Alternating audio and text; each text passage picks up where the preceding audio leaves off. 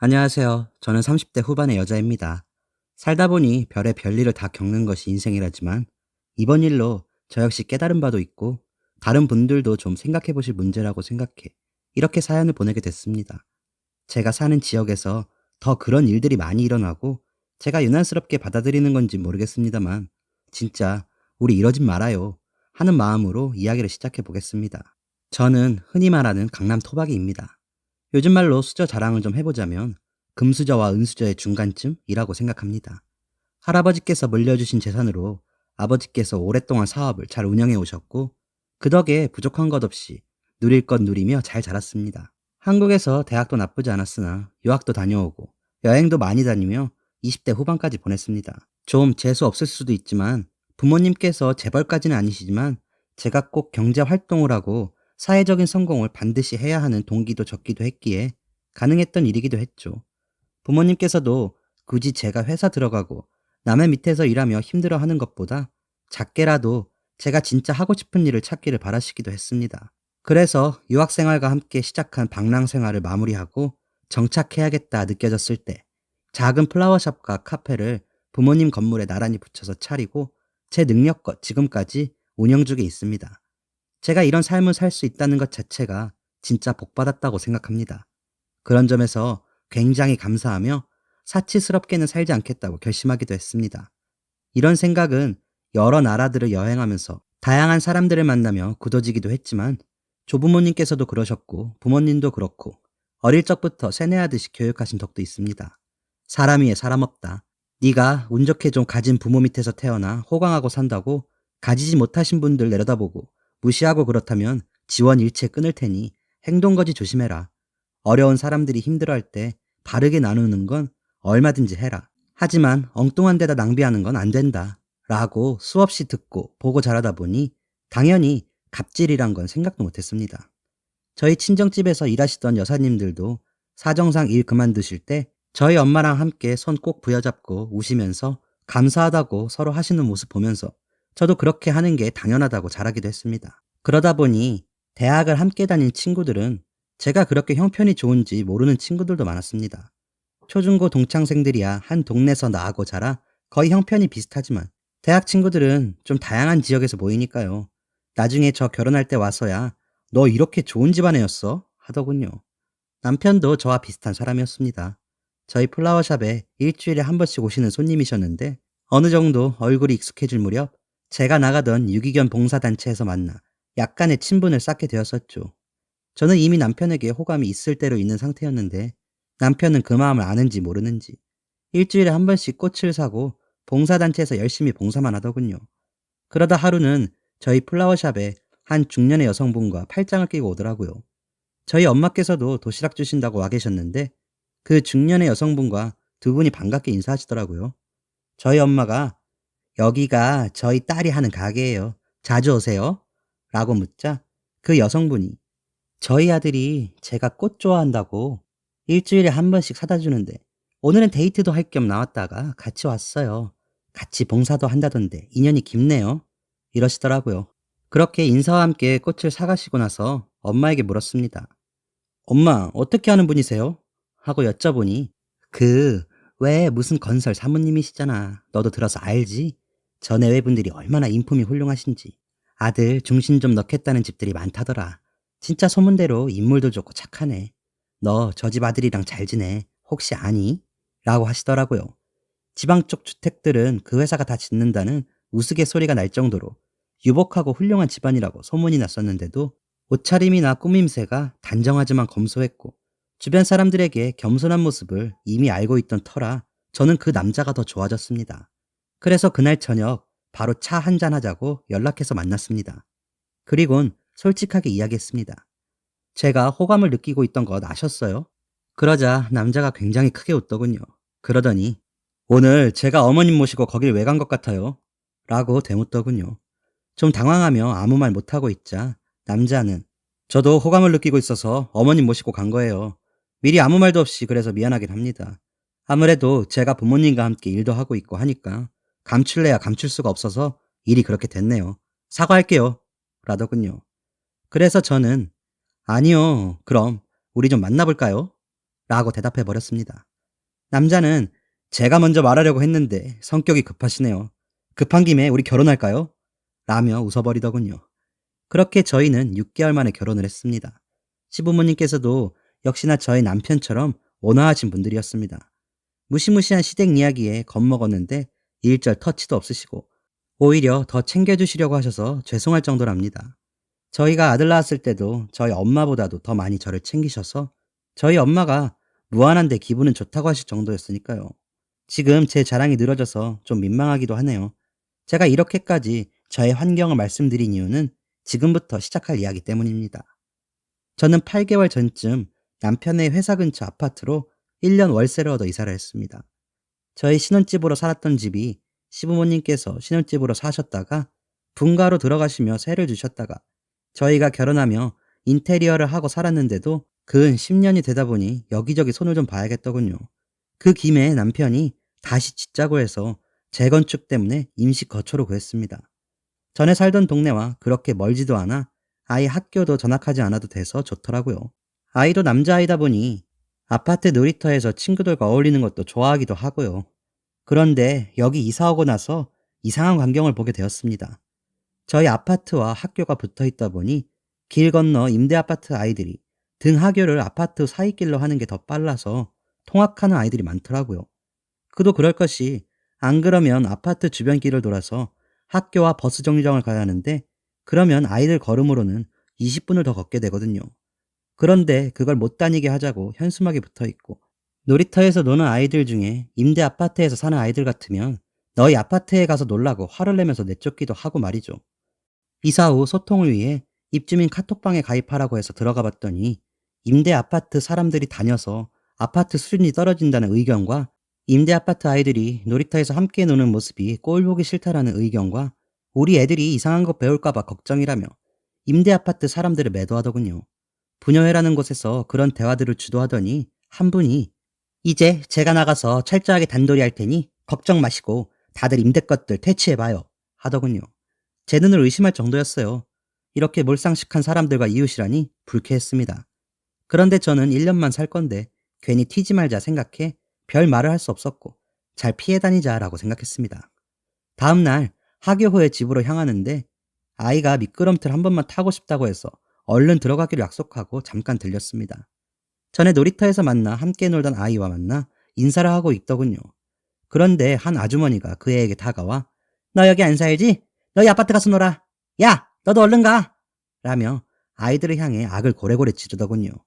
그 광경을 보고 놀란 저희 아들이 울먹거리며 저에게 달려왔습니다. 엄마, 나 친구들하고 못 놀아요? 하면서요. 이제 초등학교 2학년인 우리 아이에게 교육적으로 너무 좋지 않기도 하고 상처받을 그 아이들 마음이 걱정됐습니다. 그래서 아이에게 저 아주머니가 잘못 생각하고 잘못된 행동을 하시는 것 같아. 놀이터에서는 누구나 함께 놀 수 있어. 걱정하지 마. 라고 대답한 뒤에 방금 아이와 어울리던 그 친구에게 다가가 여기 말고 우리 집 가서 놀래? 괜찮아. 엄마께 연락드리고 가자. 엄마 번호 좀 알려줄래? 하고 물었습니다. 그러자 그 아이는 잔뜩 웅크린 채로 고개만 끄덕이더니 엄마 번호를 눌러주더라고요. 아이 엄마에게는 우리가 이사 온 지가 얼마 안 됐는데 아이들이 놀이터에서 만나 너무 잘 어울려서 집으로 데리고 가서 놀게 해도 되겠냐며 집 호수를 알려주고 가능한 시간을 여쭤보니 6시가 퇴근인데 도착하면 7시 정도 될 것 같다고 너무 고맙다고 하시더군요. 그렇게 그 아이를 데리고 집으로 올라가 함께 간식도 먹고 함께 놀이하는 모습을 보니 좋았습니다. 7시가 되자 벨이 울려 나가보니 수수하지만 미모의 여성분께서 서 계시더군요. 경황이 없어 잘 챙겨오지도 못했다며 아파트 상가에서 떡을 좀 샀는데 괜찮으실지 모르겠다고 너무 정중하게 감사 표시를 하시면서 저희 민호 말썽을 안 부렸나요? 정말 감사합니다. 오늘 방과 후 교실이 없는 날이라 걱정을 하고 있었는데 초면에 이렇게 신세를 지네요. 너무 감사하고 죄송합니다. 라며 어쩔 줄을 모르시더라고요. 그래서 민호가 예의도 바르고 너무 착하더라고요. 놀이터에서 몇 번 마주쳤었는데 저희 아이와도 잘 어울려주고요. 제가 감사하죠.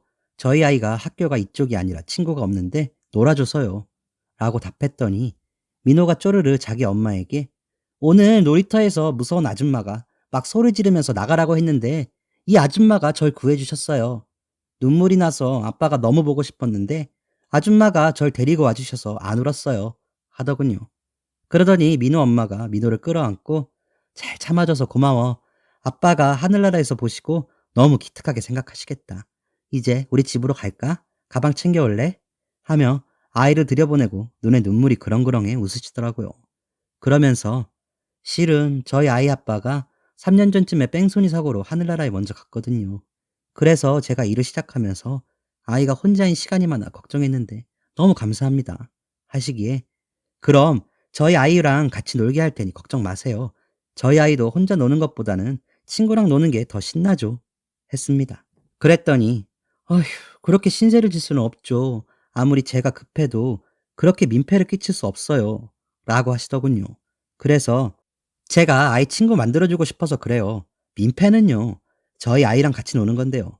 너무 걱정 마시고 다음 주부터는 제가 어머니 퇴근할 때까지 데리고 있을 테니 걱정 마세요. 라고 말씀드렸더니 너무 감사하다고 하시며 가시더라고요. 민호가 아까처럼 어른들의 횡포에 상처받아 괴로워할 것도 걱정이 되기도 했고, 우리 아이와 숙제도 하고 놀이를 할 때 의젓하면서도 야무진 모습에 오히려 제가 듬직하기도 하더라고요. 그렇게 몇 주를 그 아이와 저희 아이가 함께 놀며 방과 후를 보내게 되었습니다. 그러던 어느 주말 남편도 지방 출장 때문에 없고 아이가 민호랑 놀고 싶다고 전화해보자고 졸라 연락을 해보니 마침 심심해한다고 하셔서 놀이터에서 만나 놀자고 약속하고 만나기로 했습니다. 만나고 나니 아이들은 신나서 방방 뛰며 놀고 저는 민호 엄마가 싸우신 김치 부침개를 받아들고 수다를 떨고 있었습니다. 아이를 맡기며 너무 염치가 없는데 반찬이랑 아이들 간식 하나씩 해드려도 되냐고 하셔서 괜찮다고 하다가 너무 사양하면 또 마음이 불편하실 것 같아 그럼 조금만 해달라고 해서 먹어보았는데 솜씨가 너무 좋으시더라고요. 괜히 뭐 먹고 싶어서 만나자고 한 것 같잖아요. 냄새부터 너무 맛있겠어요. 라고 말씀드리니 제가 너무 염치가 없죠. 아이가 집도 엄청 좋은데 장난감도 다 좋은 거라고 얼마나 자랑을 하던지 너무 감사해요. 라고 하시더군요. 아유, 그런 소리 마세요. 제가 너무 맛있는 반찬 받아서 더 민망할 정도예요. 어쩜 그렇게 솜씨가 좋으세요? 라며 이야기꽃을 한창 피우고 있는데 그 부녀에 그 여자분이 다가오시더니 민호에게 다가가 얘, 너 이 아파트 사는 애 아니지? 옷차림부터가 딱 빈티가 난다. 너 왜 자꾸 여기 드나드니? 앞으로 우리 아파트에는 들어오지도 마. 너도 이런 애들이랑 놀지 마. 나중에 이런 애들 사는 데 가서 살고 싶어? 이러는 겁니다. 저와 민호 엄마가 깜짝 놀라 아이들 쪽으로 가니 그 아주머니의 목소리가 더 커지며 아니, 애엄마예요? 도대체 여기가 어디라고 아무나 드나드는 거야? 여기가 뭐 개나 소나 들어와서 누리라고 지어놓은 아파트인 줄 알아? 애나 엄마나 하고 다니는 꼴 하고는 라는 겁니다. 그래서 제가 아니, 말씀이 너무 심하신 거 아니에요? 제가 초대해서 함께 놀기 했어요. 왜 제 손님한테 아주머니가 이렇게 무례하게 굴어요? 라며 쏟아붓고 있는데 민호 엄마가 아니에요, 죄송합니다. 제가 주의하도록 할게요. 우리 먼저 가볼게요. 라며 가버리더군요. 너무 속상하고 화가 나서 아니, 지금 이깟 아파트가 뭐가 그리 대수라고 사람을 무시하시는 거예요? 도대체 이 아파트 한 채 가진 게 그렇게 벼슬이에요? 라는 제 말을 막으며 아니, 애기 엄마. 애기 엄마는 여기 월세 사니까 상관없겠지만 저런 수준 낮은 사람들 드나드는 것 때문에 아파트 값 떨어지는 거 책임질 거야? 그깟 아파트 한 채? 뭘 가져봤어야 그 차이를 알지. 뭘 모르면 가만히 있지. 어디서 훈계질이야. 계약 끝나면 이사나 잘 가. 라더군요. 더 이상 이런 사람이랑 말을 섞는 게 무의미할 것 같다는 생각도 들었고 아이가 옆에 있어 그냥 돌아설 수밖에 없었습니다. 그날 저녁 아이를 재워놓고 남편에게 있었던 일을 이야기하며 분해했더니 사람 좋은 웃음을 웃어버리더군요. 그렇게 웃지 말아요. 나 너무 속상해. 민호 엄마에게 뭐라고 이야기할지도 모르겠어. 너무 미안해서. 라고 하니 남편은 민호랑 민호 엄마가 진짜 놀라고 속상하시겠다. 그런데 내가 여기저기 사람들 상대하다 보니 어설프게 가진 사람들이 더 큰 소리 내고 더 매섭게 굴더라. 그 사람들은 아마 그게 최선인 걸 아니까 더 지키려고 아둥바둥 하는 것 같아. 그냥 그런 사람들이랑 상대도 말고 속상해도 마라. 민호랑 민호 엄마랑 다른 데서 만나고 민호는 얼른 데리고 왔다가 데려다 줘. 잘 달래주고. 라며 안아주더군요. 다음날 아침이 돼서야 민호 엄마에게 메시지를 보냈습니다. 민호 엄마 너무 속상하죠. 미안해요. 내가 괜히 놀이터 가자고 해서. 우리 그러지 말고 다음 주말에는 아이들 데리고 롯데월드 가요. 가서 기분 좀 풀고 와요. 그리고 민호 우리 집에서 노는 건 계속하기로 해요. 그런 아줌마는 신경도 쓰지 말아요. 라고요. 그러자 몇 분 후 제가 죄송하죠. 그런데 가난이 죄가 아니라는 말은 틀렸나 봐요. 진짜 속상하네요. 민호에게도 뭐라고 이야기해야 할지 몰라서 더 속상해요. 라고 답장이 오더군요. 진짜 저도 뭐라고 이야기를 더 해야 할지 모르겠더군요. 그렇다고 제가 그 몰상식한 아주머니 말대로 하고 싶지 않았습니다. 그냥 하던 대로 계속했죠. 민호와 민호 엄마, 저, 우리 아이 이렇게 모여서 롯데월드도 가고 박물관도 가는 주말들을 보내고 평일에는 민호는 계속 저희 집에서 방과 후 시간을 보냈습니다. 민호를 데리고 집 앞 버스 정류장에서 민호 엄마와 만나고 돌아오는 길에 그 아주머니를 또 마주쳤습니다. 그런데 갑자기 옆에 있던 아저씨가 절 향해 화가 나는 얼굴을 오시더니 아줌마, 아줌마가 우리 아이프한테 텃세한다 어쩐다 했어? 다 입주민들 위해서 하는 일인데 당신이 뭔데 뭐라고 해? 라며 소리를 지르더군요. 어이가 없기도 하고 요즘 세상에 남자분이 그렇게 달려드는 것이 무섭기도 했습니다. 그래서 아무 말도 못하고 그 아저씨를 피해서 집으로 달려와 버렸습니다. 제가 헐레벌떡 들어가니 남편도 놀라서 무슨 일이냐고 묻더군요. 그래서 이런 일이 있었다고 했더니 아이고 우리 사모님 된통 걸리셨네. 잘 무시하고 왔어. 괜히 그런 사람들이랑 엮이지 마. 그냥 당신은 당신 하는 일만 해. 그 사람들도 조만간에 다 돌려받아. 당신 괜히 그 사람들 미워하고 그러지 마. 당신한테 안 좋아. 내일은 내가 민호 데려다 줘야겠네. 라며 넘어가는 겁니다. 뭐 남편 성격이야 뻔히 알긴 알지만 조금은 서운하더군요. 그래서 내일부터는 자신이 데려다 준다고 하니 그냥 넘어가기로 했습니다. 좀 무서웠거든요. 그리고 진짜 어설프게 가진 사람들이라 부부가 합심해서 저러는구나 싶으니 불쌍한 생각도 들더군요. 그렇게 시간은 흐르고 방학 때에도 민호 엄마 상의해서 도서관도 데리고 다니고 근처 공원으로 소풍도 다니며 더 가깝게 지냈습니다. 민호 엄마는 반찬과 간식을 보냈고요. 저희 플라워샵에도 데리고 가고 카페에도 앉아서 놀게 하니 좋아하더군요. 그렇게 평화롭게 지나가고 있었습니다. 한 두 달 뒤면 저희가 이사를 다시 가야 하니 민호랑 어떻게 만나야 하나 의견 조율도 하고 있었고요. 민호네는 외할머니께서 하시던 일이 이제야 정리가 돼서 올라오시기로 했다고 해서 한결 마음이 놓이기도 했습니다. 이번 추석 때에도 당일날만 빼고 뭘 할지 열심히 정해놓았죠. 남편에게도 민호와 아이랑 어떻게 놀 거라 이야기하는데 추석 당일날 저녁은 시간 좀 비워놔. 무슨 건축이라고 우리 하청업체 사장님이 알고 보니 여기서 하시더라고. 집 앞에서 우연히 만났는데 과일이라도 사서 오신다네.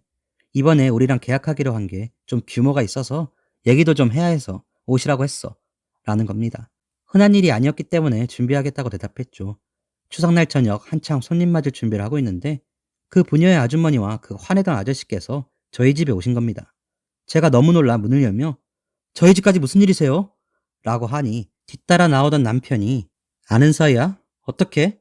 라고 묻는데 저는 대답할 필요도 없었습니다. 그 아주머니가 아니 무슨 건설 부사장님 만나러 간다더니 월세 사는 여자 집이야? 아저씨는 서둘러 그 아주머니 입을 막으며 그 입 안 다물어 이러며 윽박지르며 제게 목례를 하시더군요. 눈치를 챈 남편이 혹시 당신이 말했던 분들이 이분들이야? 이러더군요. 그래서 제가 고개를 끄덕이며 집 안으로 돌아서자 남편은 어휴 제가 사람들을 잘못 봤네요. 사장님 좋으신 분이라고 생각해서 그동안 거래했던 건데 일단은 집으로 돌아가시죠. 제가 나중에 다시 연락드리겠습니다. 라며 그분들을 내보냈습니다. 그리고 연휴가 끝나자마자 그분들하고 계약은 없던 일로 하자고 통보했다고 하더라고요. 남편이 일하면서 가장 중요한 게 마음가짐이라고 생각하는데 그런 분들이라면 함께 할 수 없다고 했답니다. 그랬더니 저희 집 앞으로 찾아와 무릎을 꿇고서는 사모님, 저희가 못 알아뵙고 신뢰를 범했습니다. 경솔했죠. 그런데 저희 일만큼은 성실히 합니다. 부사장님이 아시잖아요. 이번에 이 계약 못 따면 저희 망합니다. 제발 저희 좀 살려주세요. 라며 두 부부가 울고불고 하시더군요. 그러자 저희 남편은 일어나세요, 사장님. 사장님 성실하신 거 저도 잘 알죠. 그런데 그렇게 앞뒤가 다르시면 제가 가진 그동안의 신뢰가 무너지죠. 그리고 제 앞에서 다르게 갑질하시고 그러시면 언제든지 이렇게 돌려받으시는 겁니다. 아파트값 중요하죠.